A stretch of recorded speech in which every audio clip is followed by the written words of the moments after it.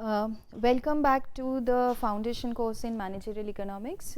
We started with the demand and supply framework, and we have been discussing about elasticity, about demand supply framework, and in the very beginning of this section on demand and supply, I said that this demand supply framework is a very useful tool to understand lot of changes or disruptions or disturbances in the economy, any external impact or external shock that comes to the system of the equilibrium, that can be understood through the supply demand framework. And in this module, today's module, we are going to see, or we are going to apply the supply demand framework to understand certain policies of the government. So we are going to utilize a couple of modules to understand different policies of the government. Now, in the very first lecture, when we discussed about the various principles of economics, you might remember that there was, in one of the principles was that market is usually a good way of allocating resources. Market usually allocates the resources most efficiently in the economy, and then we went on to say that there are, however, exceptions where markets fail, and we said that although market is usually a good way of doing things, where basically the supply and demand, they match in the market and we get equilibrium price, we get equilibrium quantity, and in the process basically the allocation, the very scarce resources available in the economy, they get allocated into producing what is demanded most in the market, and into producing what the suppliers would like to supply in the market or have the ability to supply in the market most efficiently. So this is what we discussed, and then we went on to say that markets are usually a good way but not always. And when are they not the best the best choice to allocate resources? In situations where the market fails.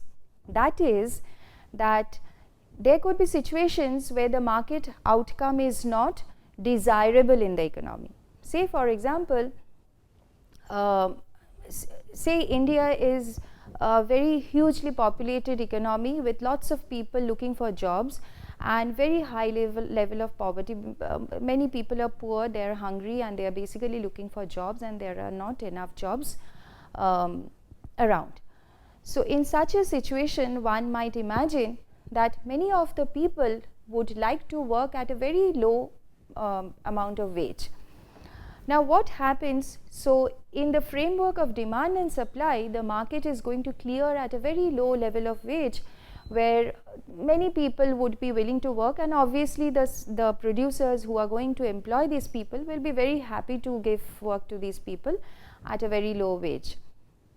But then the question is this wage acceptable? Is this wage acceptable to the society, to people in general, to the government?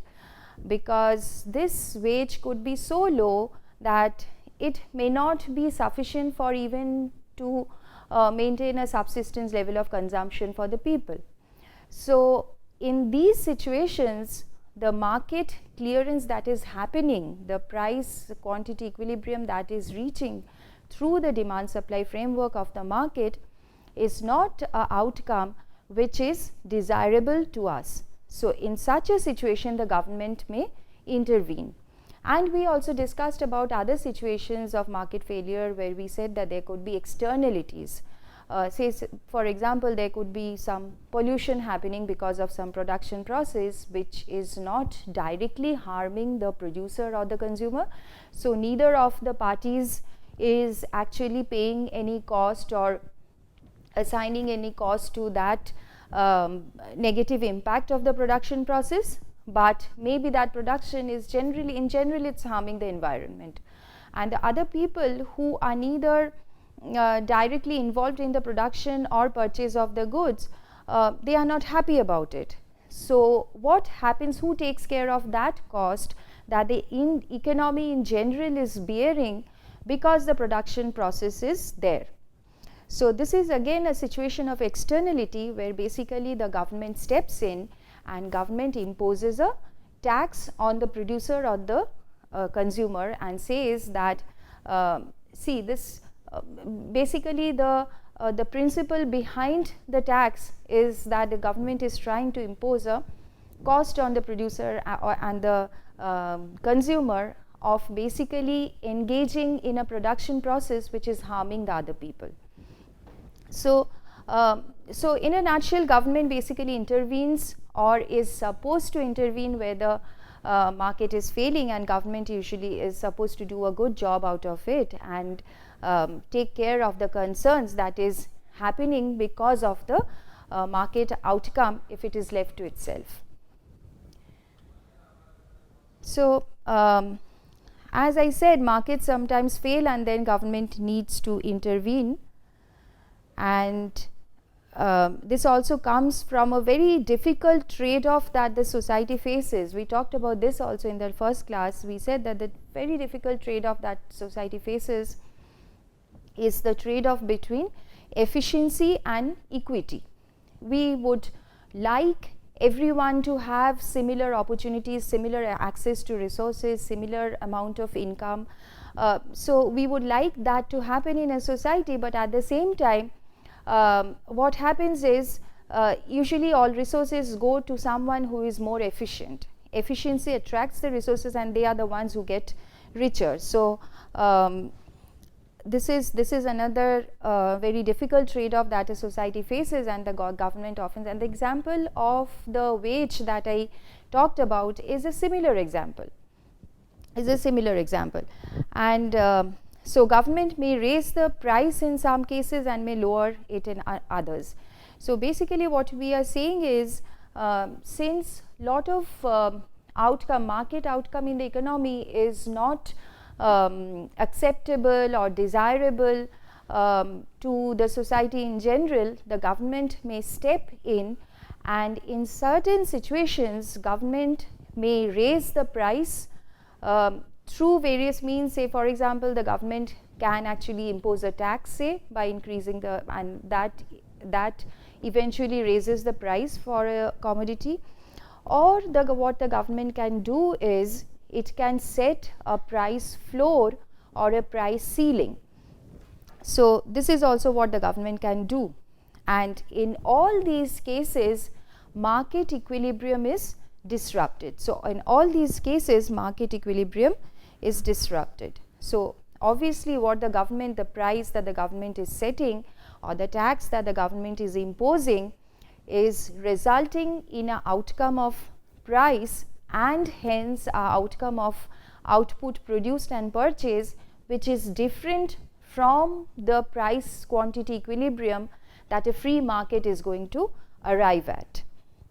So I'll explain through diagrams, but before that, so when we discuss demand and supply framework and we discuss the different policies through it, the questions that we are primarily asking are, how does the government intervene in the market? What does the government actually do and how does it intervene in the market? Then already I mentioned these terms, price ceilings and price floors. What are they? What are price ceilings and price floors? And how do they affect the market outcome? I already said that the price ceiling, price floor, taxes which the government impose, they are going to shift the market equilibrium elsewhere. But how exactly does that happen? And how do they affect the market outcome? That is what we are going to see. And how do taxes affect market outcome? Again, taxes could be imposed either on the buyer or seller or even both. So is there any difference in outcome if the tax is imposed on the buyer or the seller? Should the government have a preference who to tax, the buyer or the seller? What does that depend on? Does that depend on the kind of product it is taxing, or is the government revenue going to be different if it taxes the two stakeholders differently? So these are the questions that we are going to ask. And what is the incidence of a tax and what determines the incidence? Incidence of tax means how much of the tax burden is basically shared by the buyer or the seller.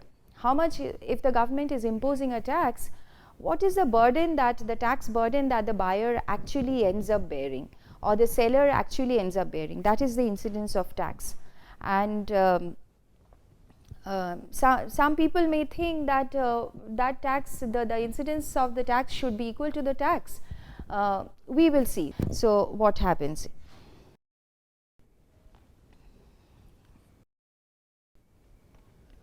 So these are the government interventions, the different kinds of government interventions. There can be much more complex and much more intricate government interventions, but in this module we are going to discuss only about the price controls and taxes. So price controls can be of two types. One is the price ceiling, a legal maximum price set by the government for a particular good or service, for example rent control or price cap on drugs. So price ceiling is basically the government says that the price of this product cannot go up beyond a certain level. So the government basically wants the prices to not go up too high, and basically the government's objective is that this particular good or service should be affordable to most of the people.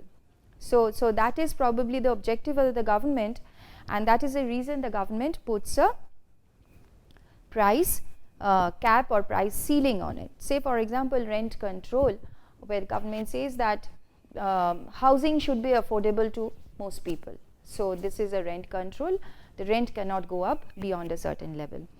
Or price cap on essential drugs, essential medicines. So the government says that the medicine should be affordable to everyone, most people should have access to the medicines, so the prices of the medicines cannot go too high up. So there are numerous examples of price control, price ceilings rather. The government can also impose price ceilings on essential, in most cases the price ceiling is on essential commodities, where basically the objective is that it should be affordable, accessible to most people. And energy, fuel, these are also examples where the government, all over the world governments have imposed price controls with the objective that energy being the fuel for growth in an economy, it fuels a lot of industries, manufacturing units and people's houses. So so that is the reason that this is a very essential fundamental commodity which should be affordable and accessible to all people. Another example is just the opposite, which is the price floor. Price floor is basically the government is saying that the price cannot fall below a certain level. Price cannot fall below a certain level, and price floor is defined as a legal minimum price set by the government for a particular good or service. For example, minimum wage, or price floor on say agricultural products, price floor on say agricultural products. So here the government is basically trying to protect the producer, it's trying to protect the supplier. So minimum wage, I gave the reason earlier when I said that I'm going to again illustrate the price floor with example of the labor market, and price floor on agricultural product is also a very common example, where because of technological improvement etc., basically the farmers production or yield out of a piece of land is increasing over days, but agricultural product is such a commodity which is an essential product. And to relate it to the elasticity we talked about in the previous class, agricultural product basically, if the price falls too much, if there is a whole lot of production in the economy and price rapidly falls because there is too much supply in the economy, consumption of the product is not going to go up too much. Just in the previous class we talked about price elasticity and revenue, and this is just to relate to that. The price elasticity of agricultural food grains, say for example agricultural products, they are very low in the sense that if the price goes down too much, people are not going to raise their consumption of, say, wheat or food grains, etc. So in such a situation, what happens? If there is a bumper production of crops and if it is left to the free market, prices are going to go down and leading to drastic fall in income of the farmer. So to basically to protect the farmers, the government can impose a price floor where it says that okay, price of wheat cannot go below this level, even if the production of wheat is huge in the economy. So this is example of price floor. Another instrument in the hands of the government to intervene in any kind of market equilibrium is taxes. Taxes, it can be on buyers or it can be on sellers. For the same commodity, the government can decide to tax either the seller or it can decide to tax the buyers. And again, taxes can be of various types, and very this is a very common example that I am giving here can be a percentage of the price of a good. It can be the percentage of a price of a good or a specific amount per unit purchased or sold. So physical quantity sold or purchased of the unit, basically the government is charging a flat tax per unit of that output. So it can be of various types. So these are very broadly the definitions and examples of taxes and price controls. So let's first try to understand what happens in case of a price ceiling. So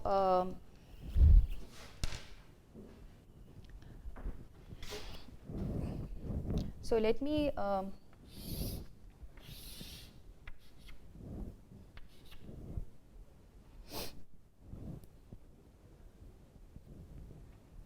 say for example, this is price ceiling, say this is for rent control.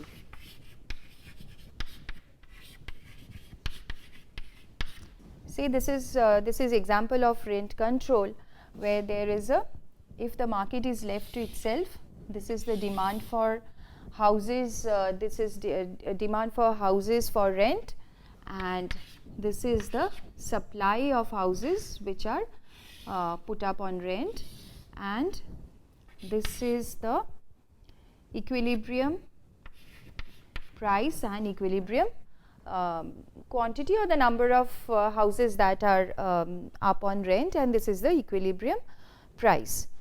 Now what happens if there is a price ceiling?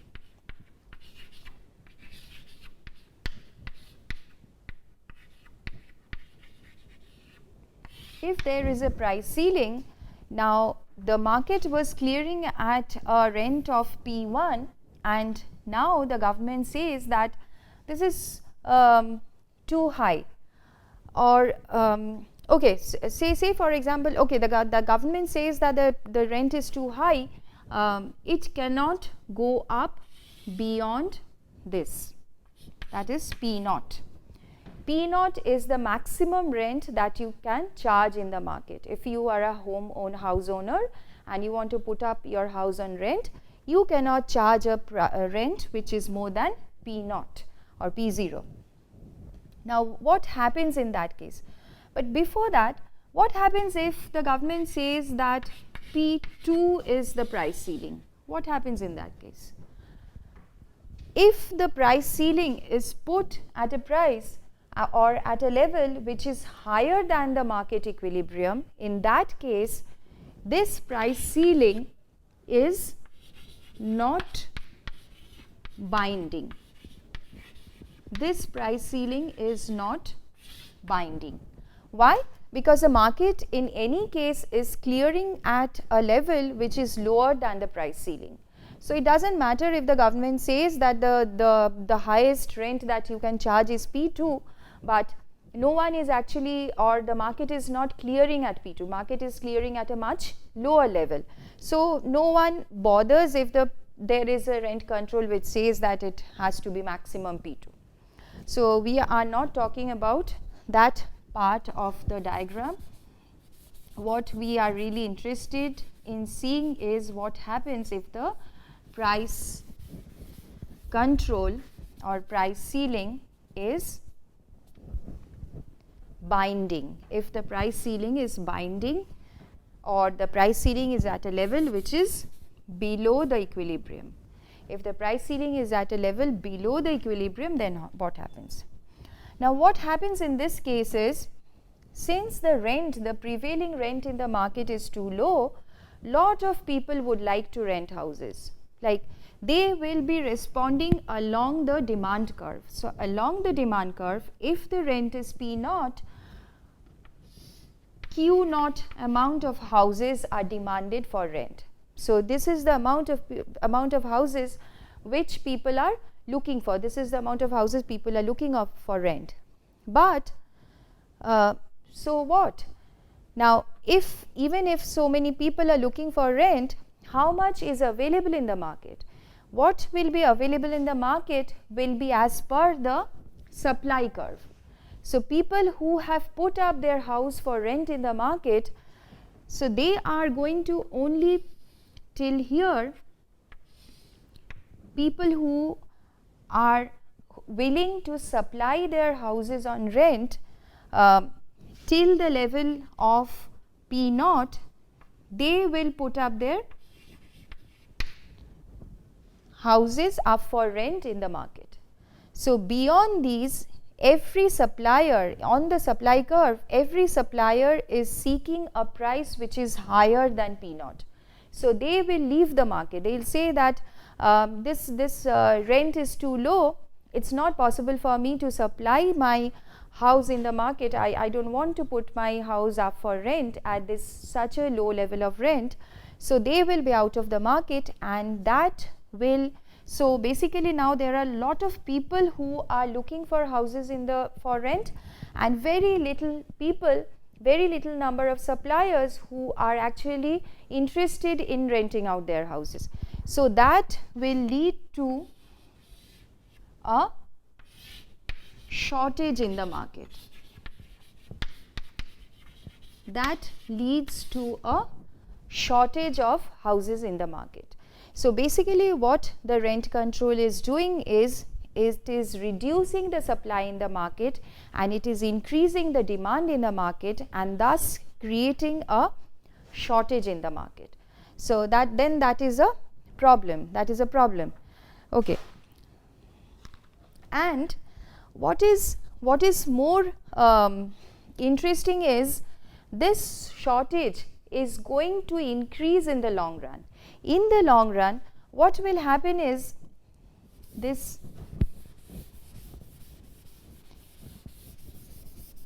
in the long run, if you think carefully, you will be able to understand that in the long run the demand curve is more elastic and the supply curve is also more elastic. So in the long run the supply curve is more elastic and the demand curve is more elastic, and as a result, because of the same price ceiling, the shortage is going to increase. Now why is the demand curve and the supply curve flatter in the long run? The demand and the supply curves are flatter in the long run because people, both buyers and sellers, both groups of people, they get more time to adjust. They get more time to adjust to the prices, and they basically adjust their preferences. Now in the long run, people who are looking for houses, they are going to be really interested in renting houses, because they know that the rents have gone down, because government has imposed a rent control and government has fixed the rent at a very low level. So more number of people are going to enter the market looking for houses for rent. So they have a flat demand curve, and in the case of the supply curve, what happens is, in the long run, many of the suppliers who were stuck with their houses for rent in the short run and could not take a quick decision or could not adjust their supply, they gradually leave the market in the long run, and more number of people who have houses which could be put up on rent, they leave the market. Maybe they find some alternatives to their houses and they leave the market, and they basically don't want to put the houses up for rent. So in the long run, they have a flatter supply curve, and this policy so leads to increasing shortage in the economy for houses. So this is what happens, and this example can be the similar argument we can have in case of, say, an energy consumption also. Say, for example, if the government puts a price ceiling on electricity and says that like the electricity prices cannot increase more than this, what happens in the long run? Suppliers will find it less attractive to supply electricity in the market, so basically they reduce their capacity and they are not too much interested to be in the production of electricity. And on the other hand, since prices are too low of electricity, consumers are going to adjust their demand and they will shift to more and more consumption of more electricity intensive consumption behavior. So that is what they are going to do, because they know that it's cheap to consume electricity. So this is what happens. So what are the impacts of price ceiling?